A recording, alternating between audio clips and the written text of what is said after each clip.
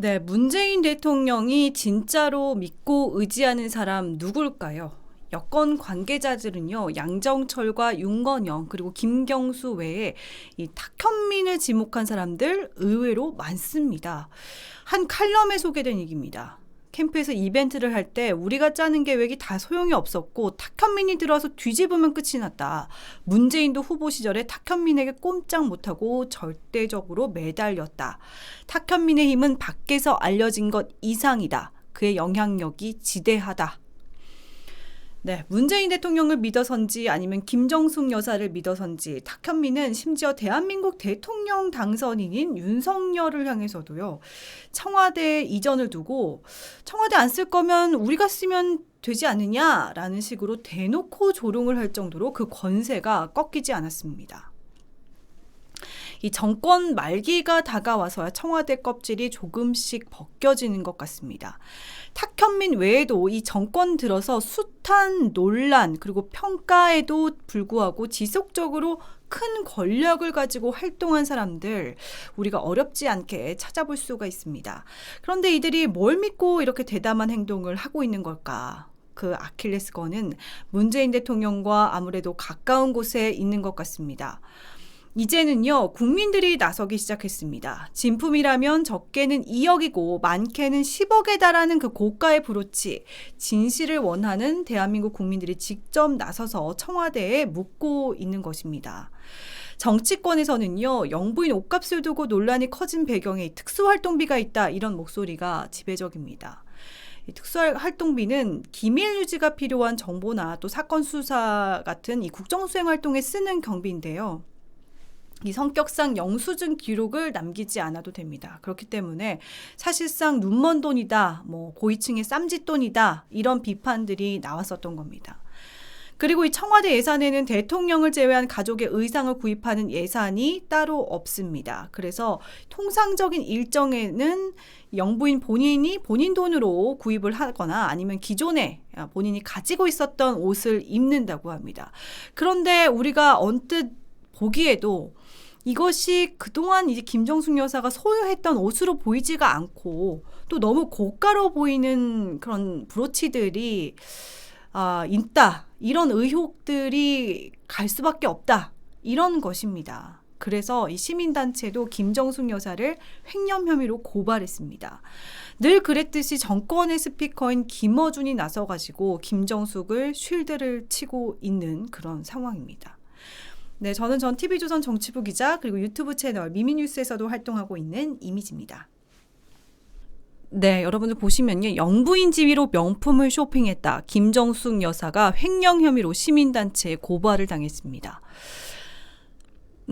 지금 이게 어떤 상황이냐면 시민단체 이 서민민생대책위원회입니다. 김정숙 여사를 강요 그리고 업무상 횡령, 특정 범죄 가중처벌법 위반, 국고 등 손실, 교사 등 혐의로 서울경찰청에 고발을 했습니다. 고발장에 나온 내용 보면은 김 여사가 이 문재인 대통령 임기 동안에 영부인의 지위를 이용해서 청와대 특수활동비 지급 담당자로 하여금 수백 벌의 고가 명품 의류 그리고 신발, 수억 원에 해당되는 장신구 등을 구입하도록 강요했다라는 주장입니다. 그러면서 이로 인해 특수활동비 지급 담당자들이 어쩔 수 없는 상황에서 이를 집행을 해서 이 업무상 횡령죄 그리고 국고 등의 손실 위반을 저지르도록 교사했다. 이 옷값 관련해서 히스토리를 좀 짚어드리면은 2018년에 다른 시민단체인 한국납세자연맹이 청와대를 상대로 해가지고 이 대통령 취임 후 특활비 지출 내역 그리고 김 여사의 의상, 액세서리 품위 유지를 위한 의전 비용 지출 내역 등 정보 공개를 청구하면서 시작이 됐어요. 청와대가 정보 공개를 거부하니까 납세자연맹이 소송을 냈고 지난달 1심에서 이겼습니다. 재판부는 김정숙 여사 등에 대한 사생활 침해 우려가 있다거나 의사결정 과정에서 공정한 업무 수행을 지장할 초래할 상당한 이유가 있다는 청와대 주장이 비공개 사유가 될 수 없다. 그러니까 청와대 보고 대한민국 사법부가 이 옷값, 브로치 등 비용을 공개하라라고 했는데 그럼에도 불구하고 청와대가 법원 결정에 불복하고 항소를 한 상태입니다. 지금 새로 이제 고발한 시민단체 서민민생대책위는 법원의 공개 결정에도 불구하고 그 항소를 제기한 것이 후한무치하다. 이 대통령과 영부인에게 국가 권력, 명예를 부여하고 그에 따른 특수활동비를 사용하도록 세금을 낸 국민이 그 내역을 알고자 하는 것이 이 법이 허용한 당연한 권리다라고 주장을 했습니다. 자, 이제 이 브로치에 대해서 조금 더 얘기를 해볼까 합니다. 지난주에 제가 좀 자세하게 영상을 찍었는데 2018년에 김정숙 여사가 공식 석상에서 차고 나온 그 브로치입니다. 까르띠에 명품 팬더 시리즈로 알려져 있고 저희가 이제 그 공식 홈페이지 까르띠에 홈페이지에서 찾은 것은 김정숙 여사가 한 것보다는 좀 작은 사이즈였어요. 상당히 그것보다는 많이 작은 사이즈였는데 그것만 해도 2억이었다. 그런데 이것이 만약에 진품이다라고 한다면은 커스터머로 뭐 제작할 수 있는 그런 것이라고 해요. 그 정도로 상당히 값어치가 나가는 브로치인데 진품이다라고 한다면은 10억에서 한 20억 원 정도. 상당히 비싼 것이죠. 그런데 이 청와대에서 아직까지 이것이 가품인지 아니면 뭐 따로 제작을 한 상품인지 아니면 큐빅이 박힌 것인지 뭐 이런 것들에 대해서 전혀 답변을 하지 않고 있습니다. 김정숙 여사의 고양이과 동물 형상 브로치 수억 원대 프랑스 럭셔리 브랜드 제품이다 이런 의견이 있고 또 수만 원대 모조품에 불과하다 이런 의견이 맞서고 있는 상태입니다. 이게 고가의 브로치가 맞다라고 하면은 국고에서 나간 거 아니냐 이런 의혹을 제기를 한 것이고요. 저희가 또 후자의 주장 또 단순히 이제 수만 원대 모조품이다라는 것은 친문 진영에서 나왔는데 문재인 대통령 부부가 검소하다 이런 반박입니다. 이것을 이제 많은 매체에서 질의를 해요. 청와대에도 진위 여부를 질의를 하고 또 이 명품 브랜드 까르띠에 쪽에다가 이것이 진품이 맞느냐라고 질문을 던지는데 이 양측으로부터 뚜렷한 답변은 어떤 매체도 듣지는 못한 상태입니다. 근데 여기서 이제 명품 애호가들 사이에서 상당히 유명한 인터넷 카페예요. 인터넷 카페에서 무기명 투표를 합니다. 그 부분부터 먼저 보여드리면요. 이게 글이 원래 제가 아까 전에 가져왔을 때만 해도 김정숙 여사와 그 까르띠에 그 무기명 투표 글이 있었거든요. 근데 그 글이 지금 지워졌습니다, 여러분들. 그 글이 지워졌는데 글쎄요, 이건 왜 그런지 모르겠네요. 어쨌든 이 명품 브랜드인지 아니면 이게 모조품인 건지 국내 명품 애호가들 사이에서 진행된 무기명 투표 지금은 지워졌는데 해당 제품의 진품 여부에 대해서는 의견이 반반으로 나뉘었습니다. 이렇게 보고는 알 수가 없다라는 건데 저희가 이제 지난주에도 보여드렸었죠. 이 2018년 7월 10일에 공개석상에 김정숙 여사가 등장했을 때 나왔던 그 브로치입니다. 당시에 이 김정숙 여사는 인도 영화를 관람을 하고 있었던 그런 상태입니다. 당시에는 잠깐 화제가 됐다가 잊혀진 그런 상태였었던 거죠.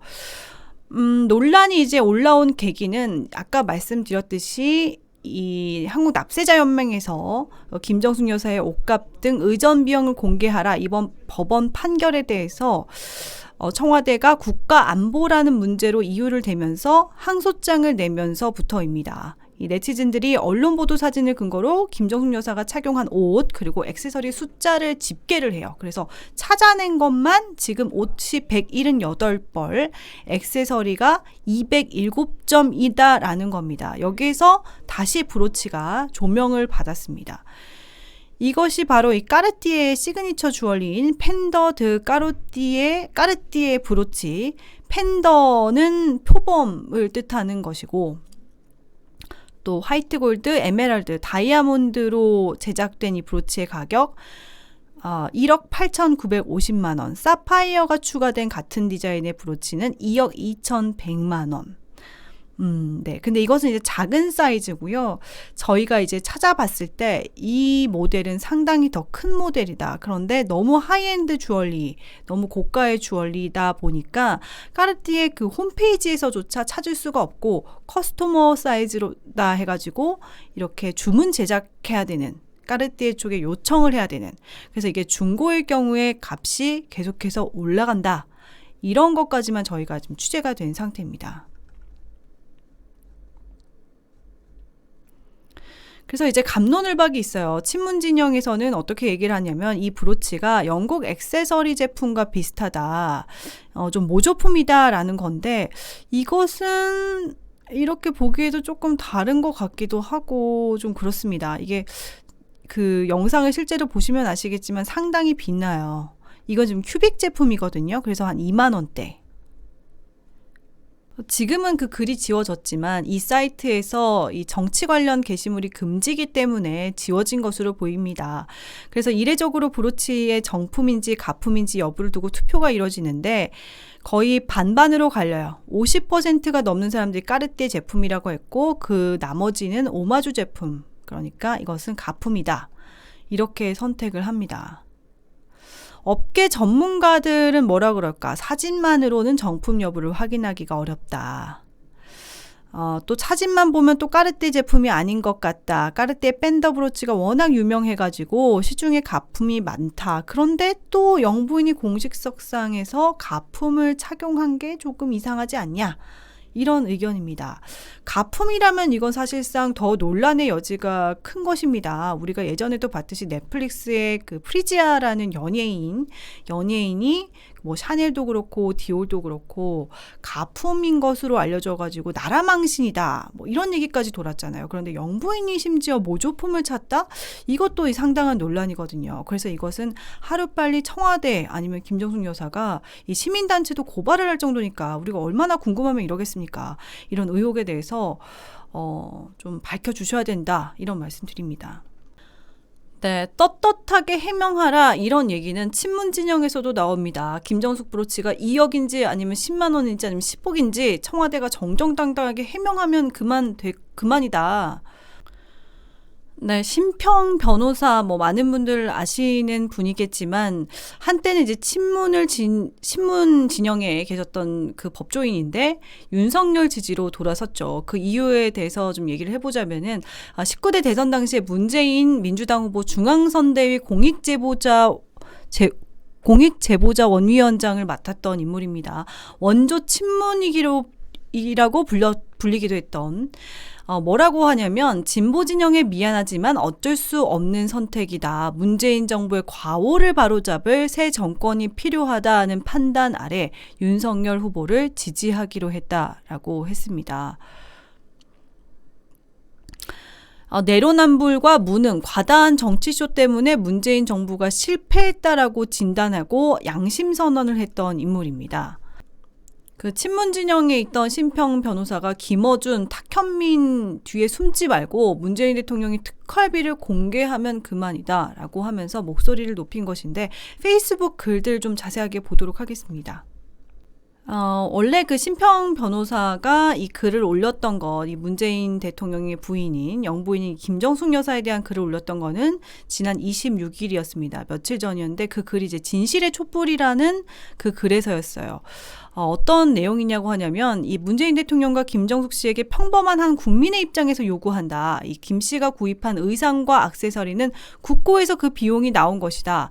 현행법은 공무 수행을 위해 필요한 돈은 사용되면 환수하지 않는다. 그러나 물건이 남은 경우에 반드시 반환을 해야 한다라는 겁니다. 국립대학 교수가요, 연구비를 받아서 구입한 프린터 한 대나 개인적으로 필요로 주문한 책 한 권도 그가 퇴직을 할 때는 어떤 예외 없이 반환을 한다라는 겁니다. 이를 하지 않으면 행정 절차에 묶여가지고 꼼짝달싹도 할 수가 없게 궁지에 빠진다. 그렇기 때문에 마지막 남은 양심을 지키고 현행법을 지키는 최소한의 공공심을 발휘해서 김경숙 씨가 구입한 숱한 사치 물품을 반환해 주길 바란다고 요구를 했어요.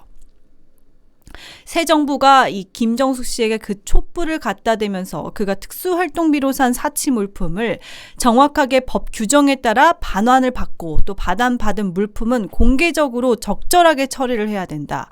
그렇지 않으면 이것은 끝모를 위선적 행위다. 이 끝모를 위선적 행위로 국민의 마음이 겨우 풀릴 수가 있다라고 공개적으로 요구를 합니다. 국민의 입장에서 이것들 국고로 반환하고 아니면 도대체 뭔지 그 이유에 대해서 설명을 하라라고 얘기한 뒤에 오늘 또다시 글을 올린 거예요. 이 10만 원 정도에 불과할지도 모른다, 브로치가. 그리고 이 다른 의상들이나 장신구도 과다하게 가격이 부풀려져가지고 공격을 받았을지도 모르는데, 그러면 이 문재인 대통령 부부가 깨끗하게 이 의혹을 청와대 특활비 사용 내역 공개로 밝히면 된다라는 것입니다. 설사 그 비용이 조금 선을 넘는다 하더라도 그 비용이 5년 동안에 수억 원 정도에 그친다면 국민은 이 치약 대금까지 개인적 지출을 하겠다라고 공언을 지키지는 못했을 망정 약간의 불만은 있지만 너그럽게 수용하지 않을까 한다라는 것입니다. 문재인 대통령 지난 5년간 조금 곤란한 사정이 생기면 뒤로 숨었다. 언제나 그랬다. 그리고 그 공백을 김어준과 그리고 탁현민 같은 현란한 정치쇼로 대신해왔다. 이제는 그러지 말고 정정당당하게 솔직하고 겸허하게 국민적인 의혹이 돼버린 이 사건에 대해서 해명을 하길 바란다 라고 양심적으로 고백을 해달라고 두 번째로 다시 페이스북에 글을 올린 것입니다. 네, 갑자기 생각이 나는데 이 치약 대금도 치약 하나까지도 공개적으로 하겠다라고 밝혔었잖아요. 원래 이 문재인 정권에서 문재인 대통령이 직접. 그런데 이 개인적인 지출 치약까지는 바라지도 않습니다. 치약 그 세세한 건 바라지도 않고 이 브로치만이라도 좀 밝혀달라는 것입니다. 그래서 또 이 김어준 현란한 이 정권의 하수인이자 정권의 스피커입니다. 김어준, TBS의 뉴스공장을 진행하는 김어준 씨가 계속해서 얘기가 없다가 이제는 공개적으로 김정숙에 대해서 얘기를 합니다. 브로치 2억이라고 논두렁식의 시즌2 간복이다 라고 지적을 하는데요. 심평 변호사의 주장을 소개를 하면서 이 주장을 언급한 이 유튜브 온라인 커뮤니티에서도 최근 이 김정숙 여사가 착용한 브로치 중에 하나가 2억이 넘는다는 주장이 넘쳐나는데 이것은 지지자들이 이 모조품에 불과하다 이런 부분들을 소개를 했습니다. 김어준이. 그러면서 이것은 가짜뉴스다. 가짜뉴스다. 근데 이 가짜뉴스다라고 주장을 하는 김어준의 주장에는 공백이 있어요. 그냥 내가 아는 한 고가품이 아니다. 이렇게만 얘기를 해요. 내가 아는 한 고가품이 아니다. 네. 그런데 네티즌들이 수차례 찾아냈지만 김정숙 여사랑 이 똑같은 제품들, 명품들이 한두 개가 아닙니다, 여러분들. 그리고 이 브로치들도요, 우리가 몰라서 그렇지, 제작된 상품이어도 그것이 다이아가 박혀 있을 수도 있고, 수많은 어떤, 값이 나가는, 그럼 다이아가 아니더라도 사파이어든지 어떤 보석들이 박혀져 있는 거면은 이게 수억 원을 호가하는 것이에요. 그렇기 때문에 그런 부분에 대해서 우리가 궁금하다라고 하는 것입니다. 그러면서 김어준이 뭐라고 하냐면 제가 아는 한 김정숙 여사가 의전 때 착용했던 유일한 명품이 2018년 프랑스 국빈 방문 때 프랑스 측과 청와대 의전 담당이 조율해서 착용했던 샤넬 수석 디자이너 칼 라거펠트의 한글 디자인 자켓이다. 네. 이 자켓은 국립한글박물관에 기증이 됐고 현재는 인천공항 1터미널 3층 출국장에 전시 중이다. 이 말은 김어준의 말이 맞습니다. 그런데 이것이 유일한 명품이냐? 이거는 김어준의 단순한 주장일 뿐이고 김어준도 확실히 모르는데 다만 알려진 것은 이제 김정숙 여사가 실제로 밝힌 것은 요거 하나뿐이에요. 내가 이 명품을 입었다라고 청와대도 마찬가지고 그 김정숙 여사도 인정한 것 이것이 유일합니다. 하지만 우리들이 또 찾아냈고 또 인터넷에서 네티즌들이 찾아낸 수많은 명품들이 있는데 김어준이 이렇게 무조건 가짜뉴스다라고 할 일이 아닌 내가 아는 한 가짜뉴스다라고 얘기를 할 게 아니라 이건 청와대에서 밝혀줘야 되는 문제입니다. 그러면서 왜 이런 뉴스가 갑자기 폭주를 하는지 모르겠다. 김어준이 논두렁식의 시즌2 간 보는 것이다. 두고 봐야겠다라고 했습니다. 아니 본인이 두고 보지 않으면 어떻게 합니까? 네. 지난주에 이 브로치를 보도를 해드리면서 해외 순방 가지고도 우리가 사실상 예전부터 얘기가 나왔던 것인데 이 김정숙 여사의 버킷리스트를 채우기 위한 것 아니냐 이런 얘기들이 상당히 많았습니다. 그리고 인도 같은 경우에 인도 순방 같은 경우에는 또 문재인 대통령과 함께 간 것도 있지만 그리고 넉 달 이후에 또 이 김정숙 여사만 단독으로 인도 여행을 떠나요. 인도 순방을 갑니다. 단독으로. 그런데 이 인도를 처음에 방문했을 때 문재인 대통령과 같이 함께 방문했을 때 타지마할 중에 어느 한 그 유적지를 못 돌아보는 시간 때문에 시간적 여유가 없어가지고 타지마할을 못 가게 되는데 김정숙 여사가 계속해서 이 부분에 대해서 서운하다, 꼭 가보고 싶었는데 이런 말을 했다라는 겁니다. 우리가 이것은 의혹일 뿐이지만 이런 부분들을 이 청와대 관계자들이 그냥 넘길 수가 없었던 것 아니냐, 이런 합리적인 의심을 해볼 수가 있다라는 거죠. 그래서 넉 달 전에 이미 다녀온 인도를 또 가면서 야당에서도 이거 개인적 버킷리스트 채우기 위한 거 아니냐, 졸업여행 가는 거 아니냐, 이런 얘기들이 상당히 많이 나왔어요. 그런데 제가 또 찾아보니까 인도에서는 원래 강경화 외교부 장관을 원했다라는 겁니다. 그런데 강경화 외교부 장관을 보낸 게 아니라 청와대에서 김정숙 여사를 보냈다, 이런 얘기가 흘러나왔어요. 자, 인도에서는 강경화를 보내달라고 요청했는데 청와대에서 김정숙을 보냈다. 이게 도대체 무슨 얘기일까? 자, 이것은 이제 온라인상에서 퍼진 김정숙 여사의 공식석상 패션입니다. 인터넷에서 네티즌들이 찾아낸 것만 178벌이라고 하죠. 그리고 브로치는 200여 종이 넘고요. 자, 김 여사의 순방 일정이 좀 수상하다, 이런 의혹은 2018년 11월 말씀드린 것처럼 김정숙 여사가 인도를 단독으로 방문하면서 불거졌다. 당시에 김 여사가 11월 5일 뉴델리에서 스와라지 인도 외교장관을 접견을 하고 람나트 코빈드 대통령 영부인 초청 오찬에 참석을 한 뒤에 이 모디 총리랑 면담을 했다라는 겁니다. 그리고 다음날 허왕우 기념공원 착공식에 참석을 한 김정숙 여사가 이 디왈리 축제 개막식 그리고 점등 행사에 참석을 하고 인도의 대표적인 이슬람 건축물인 타지마할을 방문을 해요. 인도 방문에 앞서 당시 이제 청와대 고민정 부대변인이 브리핑에서 김 여사가 이 모디 인도 총리의 초청으로 인도를 공식 방문한다라고 했습니다. 이것을 두고 이 일부 언론에서는 이번 인도 방문이 모디 총리가 김정숙 여사가 참석해 주기를 간곡하게 요청하는 공식 초청장을 보내면서 성사됐다. 그래서 문 대통령의 빈틈을 메우는 내조 외교다라고 김 여사를 치켜 세우는, 그러니까 청와대 관계자의 워딩을 써가지고 이런 기사를 낸 것이겠죠. 그런데 알고 보니까 이게 사실과 달랐다라는 겁니다. 인도 대사관이 한국 측이 김 여사를 대표단 대표로 보낸다고 알려와서 초청장을 보낸 것이다. 당시에 인도는요, 강경화 외교부 장관에게 와달라고 했다. 정황상 문화체육관광부 장관 그리고 강 장관 두 사람이 가면 격에 맞는 것이었는데 그런데 우리나라에서 굳이 이 영부인을 보내면서 인도에서도 상당히 놀랍다라는 반응을 보였다는 겁니다. 현지 언론에서는 이 디왈리 축제에 외국의 정상급 인사가 온 것은 처음이다, 이런 기사까지 났습니다.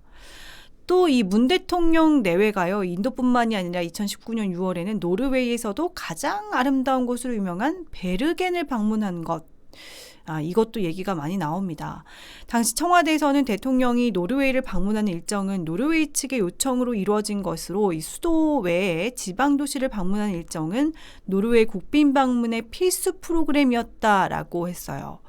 그러면서 이제 아이슬란드 대통령과 슬로바키아 대통령도 다 이곳을 방문했는데 왜 문재인 대통령만 문제를 삼느냐라고 청와대에서 반박을 했었거든요. 이 노르웨이 왕실 웹사이트를 살펴보니까 각국에서 온 국빈들의 스케줄이 다 나왔는데 총 21건의 국빈 방문 일정 중에서 9건은 오로지 오슬로만 방문하는 일정이었다. 네, 이 국빈 방문 일정이 이틀인 경우에 한 건만 제외하고 모두 수도인 오슬로만 방문을 했고 일정이 3일인 경우에는요, 2일인 오슬로, 나머지 하루는 지방 도시를 방문하는 스케줄이었다. 알고 보니까 청와대가 이 노르웨이 측에서 그리그의 집 방문을 공식 일정에 반드시 포함해 줄 것을 간곡히 요청했다. 라고 밝혔는데 청와대가 법원에 제출한 국빈 방문 일정 초안을 보니까 그게 사실이 아니다라는 겁니다. 당초에 노르웨이가 제안했던 국빈 방문 일정에 그리그의 집 방문은 없었대요. 그리고 대신에 이 노르웨이 앞바다에 위치한 그 뭐 여느 양식장, 해양연구소를 방문하는 프로그램이었는데 양식장 이런 해양연구소 요 방문 일정이 취소되고 그리그의 집을 방문하는 프로그램으로 대체가 됐다. 그래서 이게 노르웨이 측에서 간곡하게 이 그리그의 집을 방문하는 것을 포함해달라? 이것이 좀 아닌 것 같다라는 거예요. 왜냐하면 처음에 이 노르웨이 측에서 보낸 것은 양식장이랑 해양연구소 일정이었는데 이게 갑자기 그리그의 집 방문 일정으로 대체가 된다는 말이죠. 네. 그래서 이것은 사실상 청와대에서 요청했을 확률이 상당히 크다라는 것입니다. 네, 근데 이제 이 김정숙 여사 얘기가 나오고 또 앞서 얘기 드렸듯이 이제 김정숙이 특별히 아꼈다. 이런 얘기들이 여권 관계자들 사이에서 나오는데 탁현민을 이제 문재인의 사람이다 우리가 그렇게 알고 있잖아요. 그런데 김정숙의 사람이다. 네, 이런 얘기들은 사실 정권 초기부터 있었습니다. 탁현민이 윤석열 당선인을 향해서 공개적으로 조롱을 하는데 이것도 이제 같은 맥락, 그만큼 좀 힘이 세다 이런 방증이다라는 것입니다. 이후 이제 문재인이 선을 넘었다라고 하면서 윤석열 당선인을 향한 조롱을 멈춰라. 비난을 멈추라 라고 했지만 또 그야말로 또 문재인이 아들처럼 여기기 때문에 문 대통령이 편안하게 호통을 탁현민을 향해서 친 것이다 이런 얘기까지 나왔습니다. 그래서 사실상 이제 그 청와대 실세로 알려진 뭐 김정숙 여사 그리고 탁현민 요 라인 탁현민이 김정숙이 원하는 뭐 여러 가지 것들, 뭐 이미지 정치를 해가지고 또 문재인 대통령을 어떤 우리가 알고 있는 문재인 대통령의 이미지를 만들어주는데 혁혁한 공을 세우기도 하지만 어쨌든 이 탁현민을 이렇게 아껴줬던 사람들이 있었기에 또 이런 것들이 가능한 것 아니겠냐라는 겁니다. 국정 운영의 이벤트화, 자화자찬 중독, 또 도덕적 독선 이런 것들이 좀 뭉쳐진 사람 이 탁현민인데 이 탁현민을 발탁한 사람 도대체 누구냐 이런 얘기들이 정권 말기까지 끊임없이 흘러나오고 있습니다, 여러분들. 그래서 탁현민이 사실상은 이 원래는요 콘서트 전문가예요. 콘서트 공연 연출 전문가인데 첫 직장은 참여연대였습니다. 참여연대에서 운영자금을 만드는 일을 하다가 우연치 않게 이렇게 공연 연출까지 하게 된 것으로 보여요. 어떤 연유에서인지 모르겠지만 친여 정권의 어떤 사람들과 어울리면서 여러 가지 이제 일을 하게 되는데 그때 당시에 했던 것이 노무현 추모 콘서트 그리고 노무현 재단 창립 기념 공연 기획 이러면서 문재인 대통령과도 인연을 맺게 됩니다. 그리고 팟캐스트 우리가 알고 있는 낙곰수의 콘서트 기획을 맡으면서 사실상 낙곰수 멤버기도 하고요. 그리고 뭡니까 담쟁이 포럼 이런 것들. 그래서 아무튼 뭐 이 상당히 친하다라는 것은 우리가 요 사진은 많이 알려진 사진인데 2016년 6월입니다. 양정철과 문재인 그리고 탁현민 이렇게 해서 네팔 트레킹을 가지 않습니까? 그 정도로 이제 문재인이 아들처럼 아낀 탁현민이다. 네. 우리가 많이 알고 있는 뭐 행사들 있잖아요. 이제 뭐 우연하게 찍힌 것으로 보이는 것들 사실은 알고 보면 탁현민의 작품인 것들이 상당히 많습니다. 예를 들어서 이제 2017년 5월에 이제 문재인 대통령이 당선해서 청와대에 입성을 하잖아요. 근데 여기에서 이제 문재인, 임종석, 조국 해가지고 이 테이크아웃 커피잔 들고 청와대 경례를 거니는 그 사진도 그냥 찍힌 것이 아니라 우연히 찍힌 것이 아니라 탁현민의 작품이고요. 또 비정규직 제로시대 해가지고 비정규직의 정규직화 이것도 사실은 첫 대외 활동 관련해서도 이 탁현민이 기획을 한 것입니다. 그리고 남북 정상회담 이벤트들 뭐 6.25 전쟁 70주년 기념식 이런 것들 뭐 국방부에서 한 것이 아니라 탁현민이 다 구체적으로 나서서 이렇게 기획을 했습니다. 당시의 야권에서는 청와대의 괴벨스 같은 존재다 이렇게 보는 시각마저 있었을 정도다. 네, 어느 정도 영향력인지 이 얘기도 우리가 흘려들을 수가 없습니다. 그리고 9월 19일에 청와대에서 열린 제1회 청년의 날 기념식에 방탄소년단 세계적인 그룹인 방탄소년단이 심지어 청년 대표로 참석을 해요. 문재인이 이날 행사에서 공정을 37번이나 언급하는데 세계에서 가장 바쁜 그룹 주목받는 아티스트인 BTS가 불공정에 분노하고 부동산으로 좌절하는 청년을 대표하는지 이 논란이 제기가 됐었죠. 그리고 그 이후에 방탄소년단이 여러 그 국제적인 외교 무대에 문재인 대통령과 함께 나가기도 하고, 또 김정숙 여사와 함께 또 메트로폴리탄을 방문하기도 하는 병풍처럼 또 BTS가 사용이 되기도 합니다. 그러면서 탁현민이 자랑처럼 BTS한테 그러면은 그에 합당한 대우를 해줬느냐에 대해서는 얘기를 못해요. 시계를 줬다라는, 시계로 퉁쳤다라고 하면서 본인 자랑하기에 바쁩니다. 네, 이렇게 진정한 청와대 실세가 도대체 누구냐? 김정숙 여사였던 것 아니냐? 우리가 이렇게 큰 브로치를 대담하게 하고 나올 정도로 우리가 그 이전 대통령의 영부인에게서는 절대 볼 수 없었던 장면이거든요. 그리고 이것에 대해서 청와대가 명명백백하게 밝히기는커녕 오히려 이 정권의 스피커인 김어준이 나서고 또 탁현민이 나서면서 보호를 해주고 있다.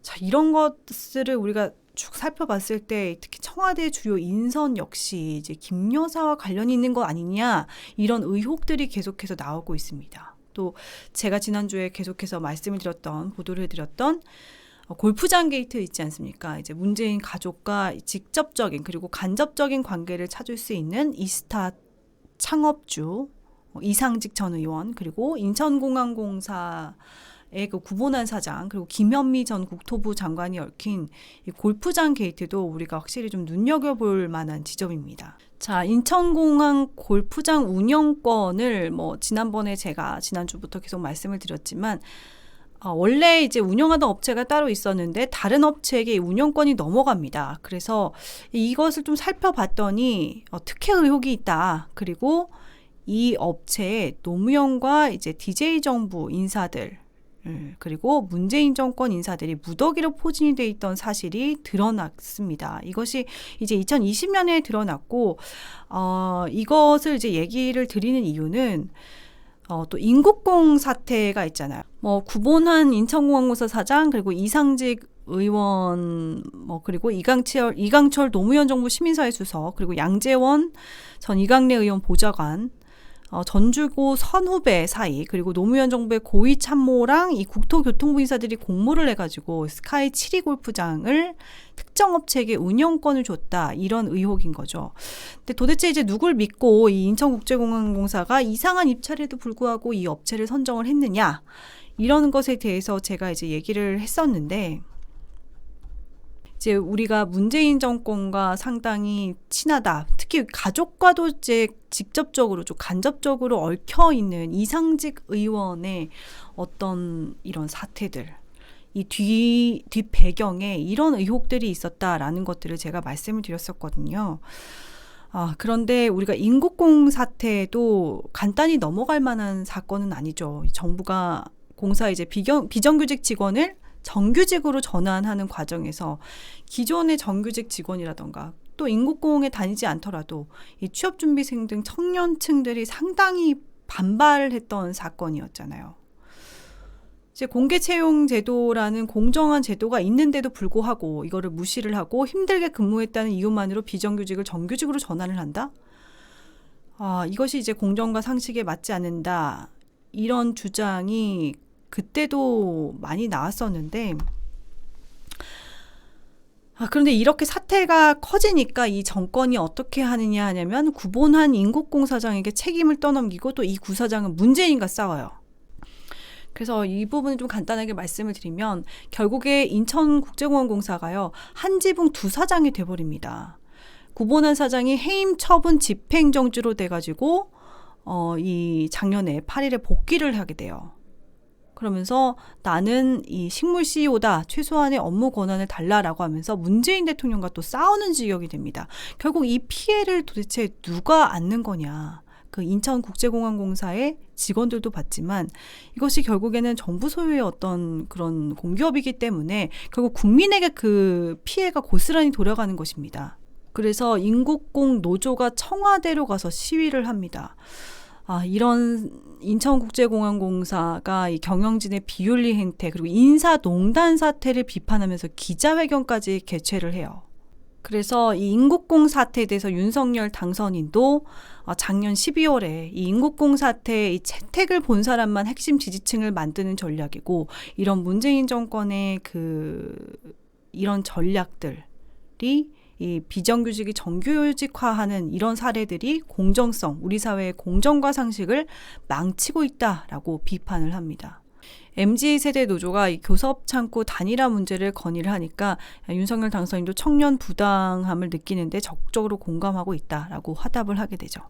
그래서 이렇게 무리한 입찰 과정에서 또 여러 가지 업체들의 어떤 제보가 쏟아지고 있는데, 원래 이제 운영권을 가지고 있던 업체 같은 경우에는 하루아침에 쫓겨나게 된 상태니까 여러 가지로 감사원이라던가 국민권익이라던가 이런데 여러 가지로 이제 문제를 제기를 하게 됩니다.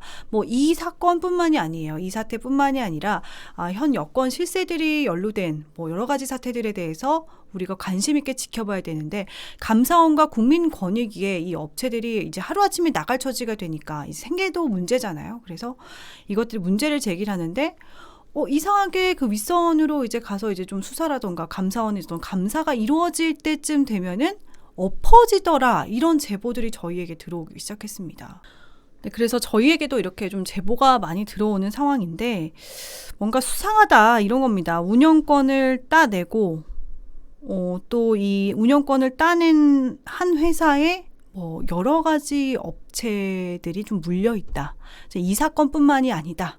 이런 얘기들이 들려오고 있어요. 이런 제보들이 많이 들려오고 있는데, 또 이런 것들이 좀 덮이고, 칫솔 하나 가격도 국민에게 공개하겠다라고 했던 게 바로 문재인 정부 아닙니까? 그런데 청와대에서 어떤 이런 농단 사태, 이 여권의 실세들이 맞물려서 이 골프장 게이트 같은 의혹들이 터져 나오고, 또 이것들이 한두 개가 아닙니다. 제보가 여러 가지로 들어오고 있어요. 그래서 감사원이라던가 또 이 국민권익위에 여러 가지 제소를 해도 풀리지가 않는다. 혹시 청와대에서 이것을 막고 있는 것이 아니냐? 그러면 도대체 이 실세, 이걸 쥐고 있는 사람이 도대체 누구냐? 이런 것들을 우리가 좀 알아봐야 될 것 같습니다. 네, 제가 준비한 소식은 여기까지였고요. 저는 내일 다시 뵙겠습니다. 시청해주신 여러분 고맙습니다.